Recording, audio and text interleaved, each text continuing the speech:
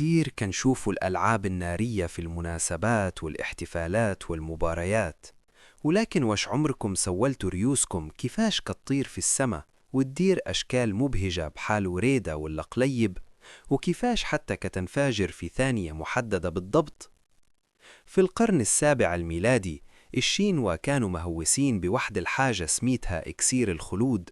الأباطرة كانوا بيشربوا خلطات فيها الزئبق باش يعيشوا للأبد، وفي وسط هالتجارب الكيميائيين خلطوا نترات البوتاسيوم مع الكبريت والفاخر، وبالصدفة اكتشفوا البارود اللي سماوه دوا النار.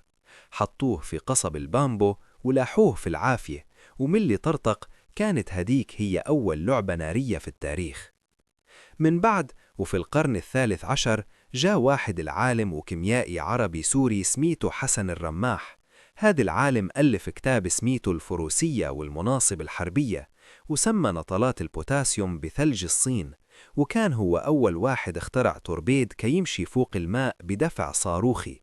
والمذهل إنه حدد النسب المثالية ديال البارود: 75% نترات، 15% فاخر، و10% كبريت، وهي نفس النسب اللي كيستعملوها في العالم كامل حتى اليومنا هذا.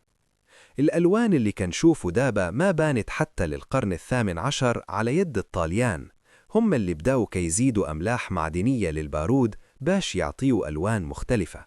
مثلا عنصر السترونتيوم كيعطي اللون الأحمر، الباريوم كيعطي الأخضر، الصوديوم الصفر، وأصعب لون هو الأزرق اللي كيستعملوا ليه مركبات النحاس حيث كتحتاج حرارة دقيقة بالزاف.